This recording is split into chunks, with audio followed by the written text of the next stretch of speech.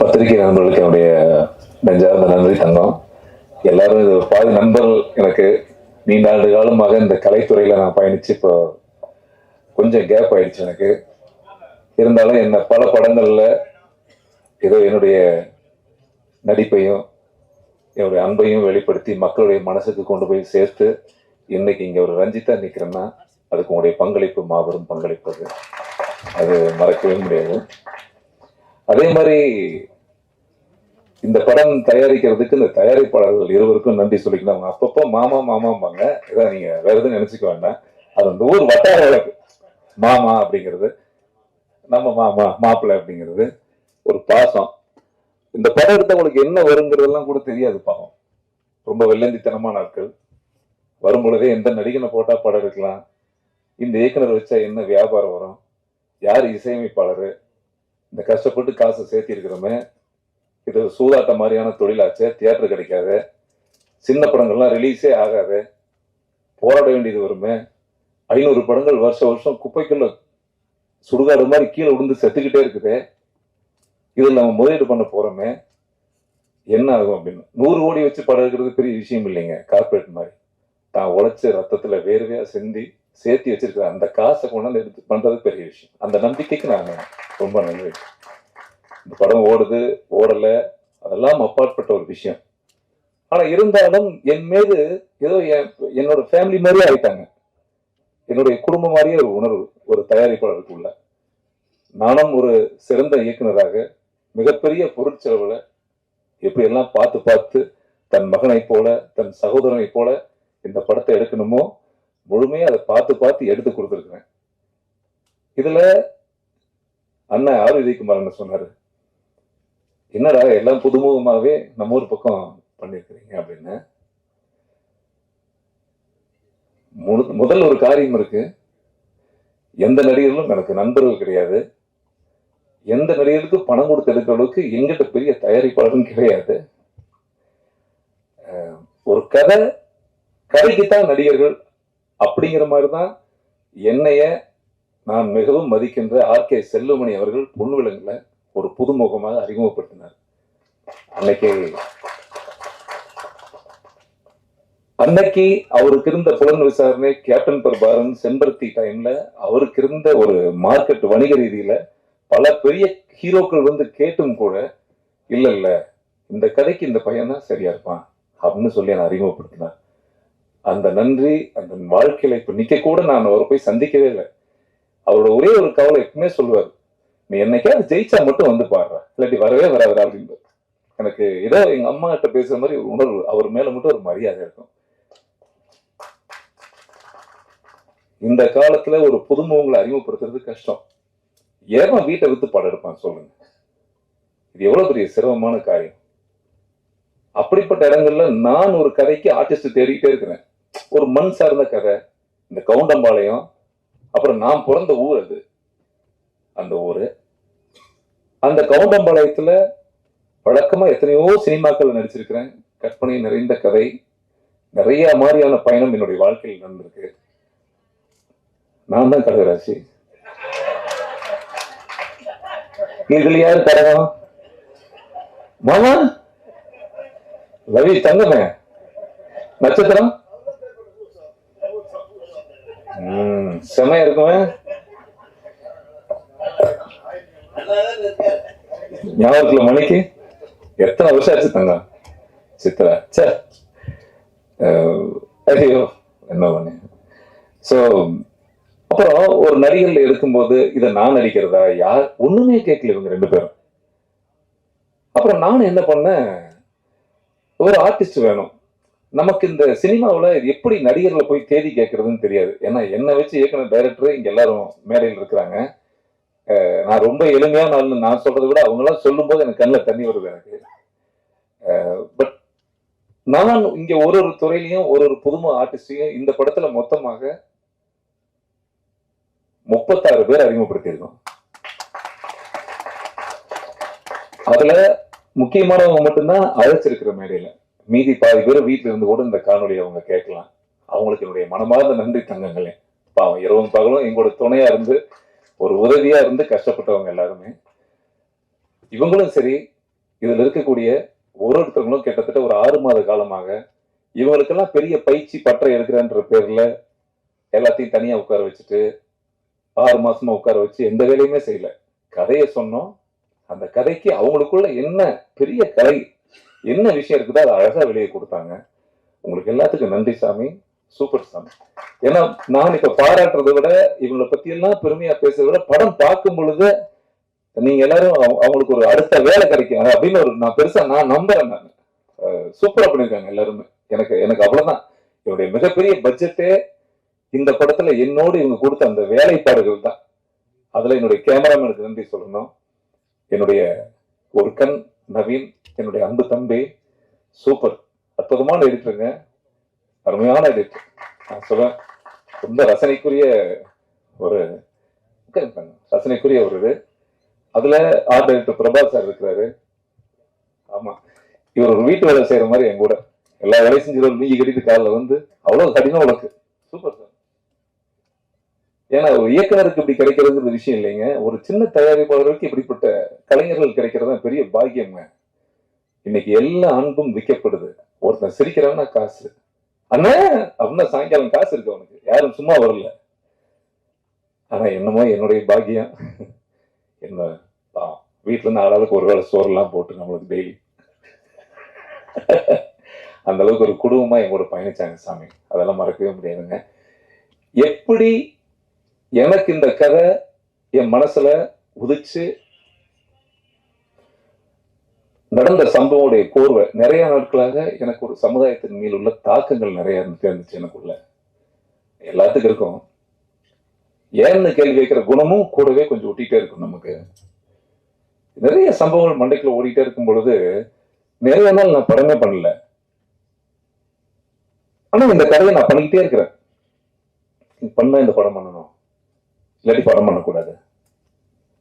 அப்ப இந்த படம் பண்ணும்பொழுது என்னை போன்ற உணர்வு சினிமாக்காரங்க யாருமே இல்லாததுனால முற்றிலும் புதுமுகங்கள் அப்படியே வித்து பேப்பர் நான் என்ன எழுதுறனோ அப்படியே பிரதிபலிச்சாங்க அவங்க எல்லாருமே. அது அற்புதமா நடிச்சாங்க. ஸோ இந்த படம் பார்க்கும்பொழுது என் ஆல்பியா ஹீரோயின் ரொம்ப பிரமாதமா இருப்பாங்க, ரொம்ப அழகா இருக்கிறீங்கன்னு ஏதாவது சொல்லும்போது சந்தோஷமா இருக்குன்னு நான் ஒரு நிமிடம் உங்களுக்கு சொல்லிட்டே இருப்பேன். இன்னைக்கு எல்லாரும் சொல்றாங்க பாத்தீங்களா, அந்த மாதிரி. இதுல ரொம்ப முக்கியமான விஷயம் நம்ம இம்மன் என்னாச்சு தங்கம் ஒரு இன்ட்ரோல் வரைக்கும் பிச்சு எடுத்திருப்பான் மனுஷன். எக்ஸ்ட்ராவே இருக்கும்.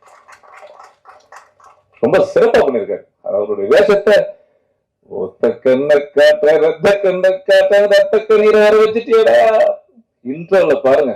என் தலைவர் தமிழ்நாடே கிளாப்ஸ் வரைக்கும் அப்படி ஒரு வேலையை பண்ணிருக்காரு. சூப்பர் தங்கம். தேங்க்யூ தேங்க்யூ சாமி. அதே மாதிரி துரை மகேஷ், நான் 15 வருஷத்துக்கு முன்னாடி அவரை பார்த்து சொல்லுவேன். ஃபேஸ்புக் மீட்ல சொன்னேன், இந்த ராஜன் ஃபேஸ்புக் மீட்ல மதுரையில சொல்லும்போது சொன்னேன், கண்ணா நீ ஒரு மாதிரி வித்தியாசமா இருக்கடா உன்னுடைய பேச்செல்லாம், என்னைக்காவது நான் ஒரு படம் எடுத்தேன்னா நீ வந்து நடிக்கிறியான்னு கேட்டேன். 15 வருஷம் கழிச்சு அவரை கூப்பிட்டேன் நான். இன்னும் அந்த மாதிரி அதை போன்ற அனீஷ், நான் படம் எடுத்துட்டு இருக்கும்போது ஹீரோ யாரும் கிடைக்கல இந்த வேஷத்துக்கு.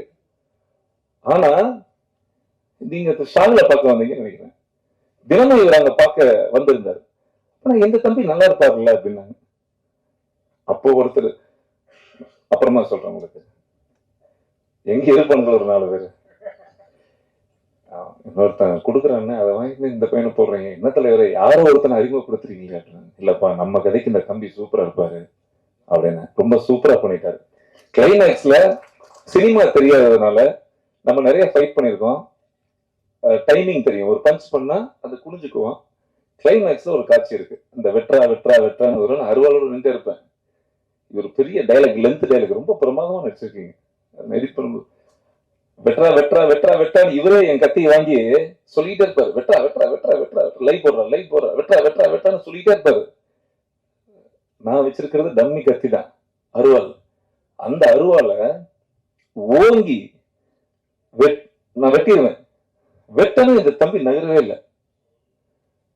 பட்டாசு அடிச்சா சத்தம் பட்டாசு அடிச்ச மாதிரி ரத்தம் கொட உடனே போகுது. Hospital admit. அப்புறம் 2 ப்ரொடியூசர் வேற தலையில துண்டு போட்டு, ஏன்னாப்ல இதோட ஷூட்டிங் நின்று போயிருங்களா, ஏங்க உங்களுக்கு அவன் தொண்டை குழியில படுத்திருக்கிறான், ஹாஸ்பிட்டலுக்கு போன் பண்ணிட்டு அங்க ஒரு நர்ஸ் சொல்லுது, சார் அவருக்கு பேச்சு மட்டும்தான் வராது, மற்றபடி உயிருக்கு எந்த பிரச்சனையும் இருந்துச்சு. ஐயோ, குரல் வரையும் அவுட்டு. இவங்க வீட்டுல இருந்து பொண்டாட்டி அவங்க தாய் மாமா பூரா சகோதரர்கள் கிளம்பி வர்றாங்க. கோட்டமேடு இவரு அந்த ஏரியா பூரா ரவுடி எங்க ஃபேமிலி. என்னடா இது, தொண்டை வேற வெட்டிட்டேன். இப்ப எனக்கு கை கால் ஓடல. கிளைமேக்ஸ்ல என் லைஃப்லயே முதல் முறை மன்சூர் அலியா நிறைய பேர்கிட்ட சண்டை போடுறது சினிமால ரொம்ப கஷ்டம். ரியலா நிறைய அடி வாங்கியிருக்கிறேன் நான். ஆனா நான் யாரையுமே அடிக்க கூடாது. அடிக்கடி விஜயகாந்த் சார் சொல்லுவாரு, நம்ம அடிக்கும் போது அவனை பூ மாதிரி டச் பண்ணுண்டா, மேலேயே அடிக்க கூடாதுன்னு சொல்லுவாரு. நான் எப்பவும் அதை கவனிச்சுக்கிட்டே இருப்பேன். தம்பி நகரம் ஆயிட்டாரு பட்டாருன்னு 16-18 டைலாகுன்னு 9 உங்க ஹஸ்பண்ட் கொஞ்சம் அதிகமா சொன்னார். அந்த இல்ல பரவாயில்ல சொல்றாரு. அப்படியே ஹாஸ்பிட்டல் அட்மிட்டுங்க. அன்னூர்ல பெரிய வசதி கிடையாது. அப்புறம் குரல் வராதுன்னு கன்ஃபார்ம் ஆயிடுச்சு. நான் யாராவது ஒரு விஷயம் பண்ணிட்டேன்னா அது என் வாழ்க்கையே அது மனசுக்குள்ள ஓடிட்டே இருக்கும். ஒருவேளை உயிருக்கு ஏதாவது ஆயிருந்ததுன்னா என்னடா பண்ணிருப்பேன் அப்படின்னு எனக்கு ஒரு கவலை என்ன, அவ்வளவுதான். சோ இதை போன்ற பொக்கிஷங்கள்லாம் வச்சு ஒரு படம் கிடைக்கிறது எனக்கு எவ்வளவு பெரிய பாக்கியம். இதுக்கெல்லாம் இந்த கதையை நான் யோசிக்கும் பொழுது என்னோடு பயணித்த திரு செந்தமிழன் சார் அவங்க, எப்பவுமே நான் கதையை பாரதி சார் டிஸ்கஸ் பண்ணுவேன். அவர் ஒரே வார்த்தை சொல்லிட்டாரு, நான் அடுத்த படம் இப்ப யோசிச்சுட்டு இருக்கேன், இதுக்குள்ள இந்த ஜிபி ரேம் நான் ஏத்திக்க மாட்டேன் சொல்லிடுறதேன் அவரு.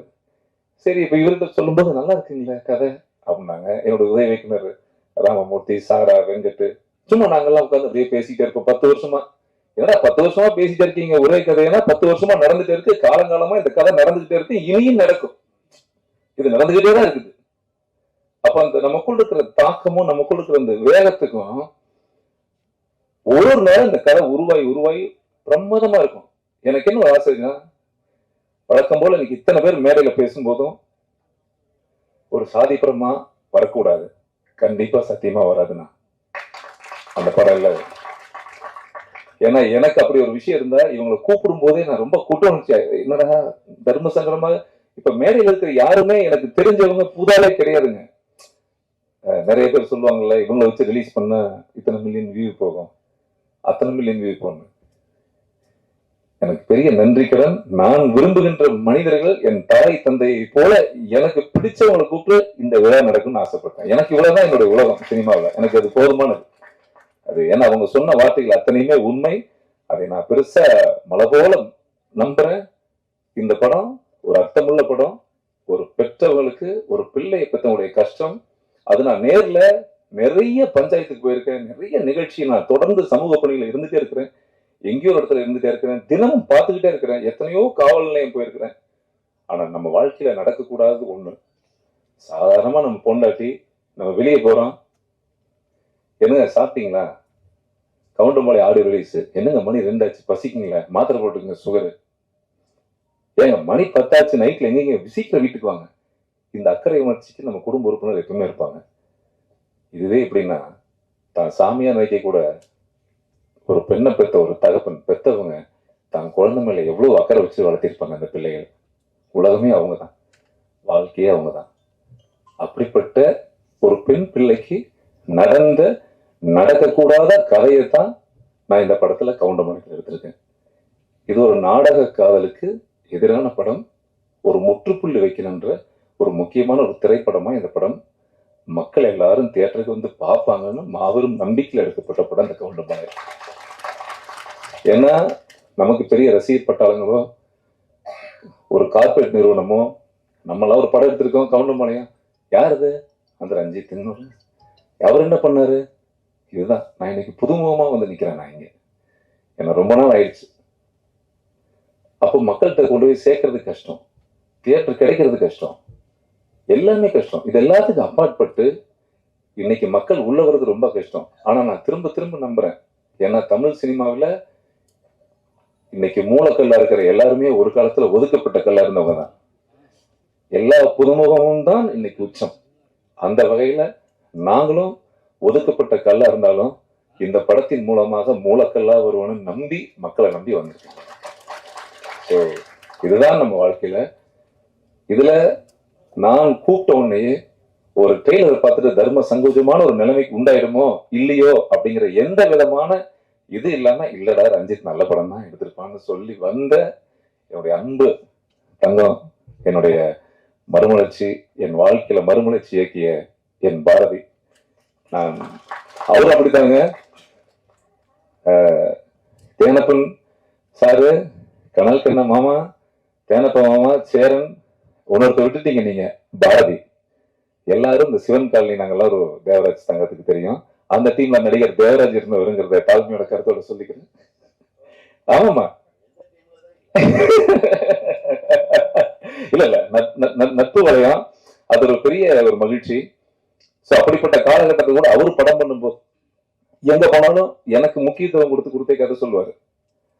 அப்ப நான் சொல்லுவேன், ஏங்க நீங்க என் பேரை சொன்னா அவன் வேணான்னு சொல்லிட்டான், எதுக்குங்க? இல்ல நண்பா நான் விடவே மாட்டேன்னு சொல்லி கடைசியா ஒரு படம் மறுமலர்ச்சி பண்ணும்போது கூட அங்கேயே ரஞ்சித் தாங்க பண்ணணும் அப்படின்னு ஹென்றி சார்கிட்ட சொல்லி எனக்கு அந்த வாய்ப்பை வாங்கி கொடுத்து இன்னைக்கு நான் அவார்டு வாங்கினதுக்கு காரணம் அதுதான். எனக்கு இன்னைக்கு எந்த பகுதியில போனாலும் மறுமலர்ச்சி படம் என்ன ஒரு நடிகனாக மக்கள்கிட்ட கொண்டு போய் சேர்த்துனதுக்கான எல்லா பெருமையும் உங்களுக்கு தான் சாமி. எங்க அம்மா மூலமா சொல்லிக்கிறேன், உங்களுக்கு தெரியும் நினைக்கிறேன். சரியா? அது அவ்வளவு பெரிய நன்றி இருக்கு. கனல் கண்ண மாமாவை பத்தி நான் சொல்ல தேவையில்லை. ஏன்னா என்னுடைய சகோதரன் 2 பேரும் ஒன்னாத்தான் சுத்துவோம். எங்க பார்த்தாலும் பைக்ல இவருக்கு பின்னாடி என்ன நிறைய நான் குண்டா இருக்கிறதுனாலங்க என்ன ஃபைட்டராகவே நினைச்சிட்டாங்க. கரெக்டா? நான் ஸ்டண்டி வயல் தான் இருப்பேன். நானும் ஃபைட்டர் தான். டெய்லி ஒரு டியூஷன் எடுப்பாரு புதுமுக நடிகர்களுக்கு. அப்ப நான் அவரும் போயிட்டு எவ்வளவு மாமா கிடைக்கும் கிளாஸ் எடுத்தா அவங்க 2 பேரும் போய் ஃபைட்டு சொல்லி கொடுப்போம் நிறைய பேர்த்துக்கு. ஸோ எனக்கு என் தங்கத்தை நான் மேடையில ஒரு வரியில சொல்லி அதை முடிச்சிட முடியாது. அவ்வளவு இருக்கு எனக்கும் கனலுக்குள்ள வாழ்க்கைகள். ஐ லவ் யூ மாமா. ஹாப்பி மாமா வந்தது ரொம்ப சந்தோஷம். தேனப்பன் மாமா சொல்றது கடுமையா உழைப்பால உயர்ந்த ஒரு அற்புதமான ஒரு நல்ல நண்பர். இன்னைக்கும் கமல் சார் வச்சு 4 பெரிய படம் பண்ணாரு. எவ்வளவு பெரிய படங்கள்லாம் பண்ணாரு. அதெல்லாம் இருந்தா கூட நிலை தடுமாறாம எப்ப எளிமையா நாங்க 2 பேரும் பேசினா சந்திக்கும் பொழுது ஒரு சொந்த தம்பி பாக்குற மாதிரி, அண்ணனை பாக்குற மாதிரி ஒரு உறவா இன்னைக்கு எங்கூட பயணிக்கிற நல்ல ஆத்மா. எனக்கு அது பெரிய விஷயம். இது எல்லாம் ஒரு பக்கம் இருந்தா கூட பேரரசு சார் ஒரு நல்ல சமூக அக்கறை சிந்தனை கொண்ட ஒரு நல்ல மனிதன். அவரு நான் நிறைய அவரை ஃபாலோ பண்ணுவேன். ஒரு படத்துக்கு அவர் நடிக்கிறதுக்கு கூட நான் சாரை மீட் பண்ணோம். ஆனா அந்த கதை ப்ரொடியூஸ் சரியா செட் ஆகல, அது அப்படியே தள்ளி போயிடுச்சு. எனக்கு அவர் படத்துல வரக்கூடிய காட்சிகளும் வசனங்களும் மனித உணர்வு, மனித வாழ்க்கையை பிரதிபலிக்கிற ஒரு கோபம், ஒரு ஆங்கிரி மேன். அது இப்ப இல்ல, அது எப்பவுமே அந்த சமூகத்துடைய ஒரு ஒரு தொடராகவே இருந்துட்டு இருக்கும். எனக்கு அதுக்காகவே நான் சொன்னேன் சார் வரணும். எனக்கு ரொம்ப சந்தோஷம் சார், ரொம்ப மகிழ்ச்சி சார். அப்புறம் என் செல்லம் பிரபஞ்சம் பிரவீன் காந்த் சொல்றதுக்கு ஏதாவது எப்படி சொல்றதுன்னா, ஹிந்தியில நான் ஆக்சுவலா அந்த ரட்சகனுடைய நான் 10-20 வாட்டி பார்த்திருக்கேன் சாமி தியேட்டர்ல. என்ன மேக்கிங்! இன்னைக்கும் அவருடைய படங்கள் இளைஞர்களுக்கு மத்தியில அந்த பாடல்கள்லாம் அவ்வளவு கொண்டாடப்படுது சாமி. எங்கேயோ நேற்று கூட ஒரு பேட்டி பார்த்தேன், ரொம்ப வலிச்சது. எங்கேயோ ஒரு இடத்துல ஒரு முட்டு கிடையாது. இல்லைன்னா நம்ம மண்ணில் இருந்து ஒரு மிகப்பெரிய இயக்குனர் வெளியே வெடிச்சு வந்திருப்பார். அவருடைய முயற்சி எல்லாமே பெரிய பொருள் செலவு, அப்பா பிரம்மாண்டம், அது ஏதோ அப்படி இப்படின்னு எப்படியோ இருக்கும். அதெல்லாம் சான்ஸே கிடையாது சாமி.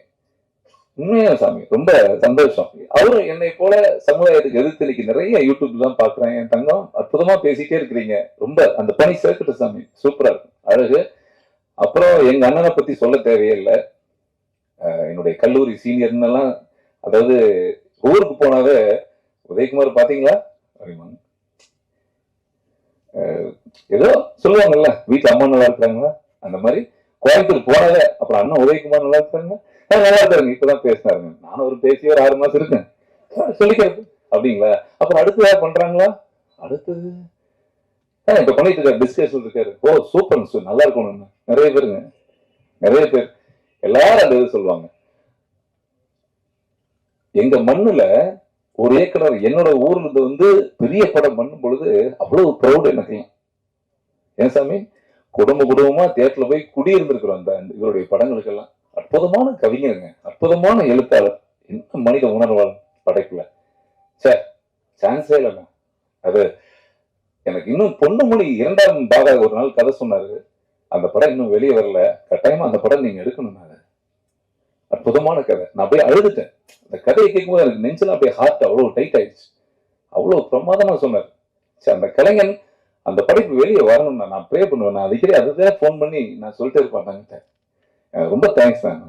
வந்து வாழ்த்துனதுக்கும் பாராட்டுனதுக்கும் ரொம்ப தேங்க்ஸ். என்னுடைய டைரக்டர் வேல்முருகன் சார், அவரை பத்தி நான் ஏந்தங்க சொல்றதுக்கு ஒண்ணும் இல்லை. என் கூடவே பயணிக்கிற அற்புதமான ஜீவன். ஒரு ஷூட்டிங் இருந்தது, தங்க இந்த மாதிரி செய்தி கேள்விப்பட்ட நான் கூப்பிடவே இல்லை. எந்த ஈகோவும் பார்க்காம இன்னைக்கு என்ன ஆடியோ சொன்னாங்க. ஆமா சாமி நீங்க வேலையில இருக்கீங்க, வேலையெல்லாம் விடுங்க தலைவா, நீங்க நல்லா வரணும்னு சொல்லிட்டு டக்குன்னு வந்துட்டாரு. சாமி சூப்பர் சாமி, தேங்க்ஸ் தேங்க்ஸ் சார். இதுல என் செந்தமிழ் சார் வந்து சிந்தனை படத்துல என்னை அறிமுகப்படுத்தும் பொழுது அவருக்கு அதுதான், அவரை பத்தி ஒரு வார்த்தையில சொல்லியிருந்தேங்க. குஞ்சுமோன் மிகப்பெரிய ப்ரொடியூசரு. நான் பொன் விலங்குன்னு ஒரு படம் நடிச்சிருக்கேன். அப்ப செம குண்டா இருப்பேன். இவரு டிஸ்கஷன் இருக்காரு. பெரிய ஹீரோக்கள் கமிட் பண்ணி வச்சுட்டாங்க படத்துல.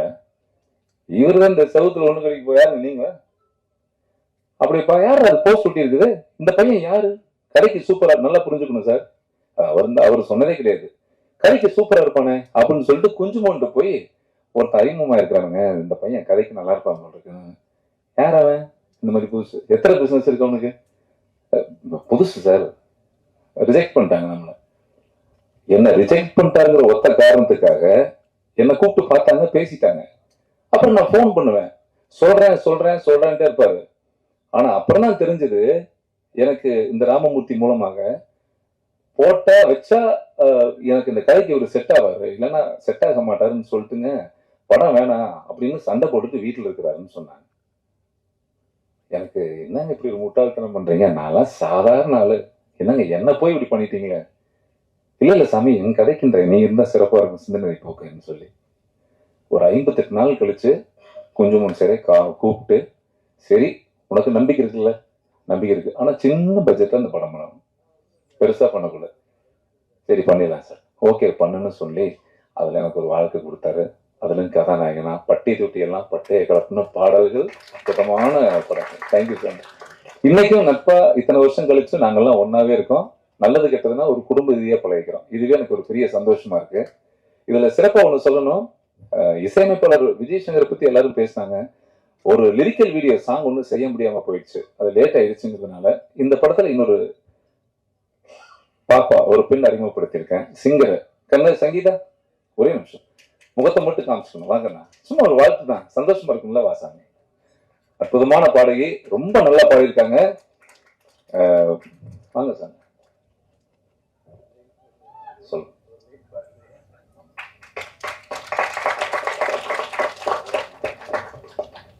இதுல முக்கியமான விஷயம் என்னன்னா, சார் அறிமுகப்படுத்திடாதீங்க சார், தயவு செய்து வேணாம் சார்னு ஒருத்தர் தடுக்கிறாரு இந்த மியூசிக் டைரக்டர். ஏன்னா இது அவரோட பொண்ணு, அதனால அவருக்கு சொல்லாம நானே பேர் சொல்லிட்டேன். ஓகே சாமி, சாரி சாமி. ஒரு லைன் எனக்கே ஒண்ணு பண்றியா, நான் முடிச்சுக்குவேன், நீங்க ஒரு லைன் மட்டும் பாடு. ஏன்னா வறட்சியா இருந்த பூமியில அழகான சின்ன வார்த்தைகள் நீங்க முடிச்சுக்கும் போது சந்தோஷமா இருக்கும். சரியா கண்ணா? சோ நான் இவங்க பாடுவாங்க, அதுக்கப்புறம் என்னுடைய மனசுல இருந்து பேசுவதற்கு ஒண்ணும் இல்லை. உங்க எல்லாத்துக்கிட்டையும் நிறைய பேர்கள், என்னுடைய தனசேகர், சிஜி, நிவேக், அன்பு நண்பர்கள் எல்லாத்தையும் பாதி மறந்துருப்பேன், மறக்கலையா? கார்வின் மறந்துருப்பேன். எல்லாத்துக்கும் நன்றி. நான் சொல்லனா கூட கோச்சுக்க மாட்டாங்க எல்லாருமே, அதெல்லாம் நன்றி. எல்லாருமே நம்ம நண்பர்கள் நன்றி. இங்க வந்திருக்கிற இத்தனை யாரையுமே நான் கூப்பிடல, ஆனா நீங்க வந்துட்டீங்க, எனக்கு அதை விட பெரிய நன்றி, கோடான கோடி நன்றி. தயவு செய்து, நான் நீண்ட நாட்களுக்கு பிறகு ஒரு படத்தை இயக்கியிருக்கிறேன் ஐயா. ரொம்ப நாளுக்கு அப்புறம் உங்களை எல்லாம் பாதம் தொட்டு கேட்டுக்கிறேன், மக்கள்கிட்ட கொண்டு போய் தயவு செய்து சேருங்க. எனக்குன்னு பெரிய ஊடக சக்தியெல்லாம் இல்லை. என்னுடைய அன்பு பத்திரிகை நண்பர்கள், உங்களுடைய நல்ல அன்பு, உங்க உள்ளம்தான் எனக்கு ஊடகம். நன்றி, வணக்கம் சார்.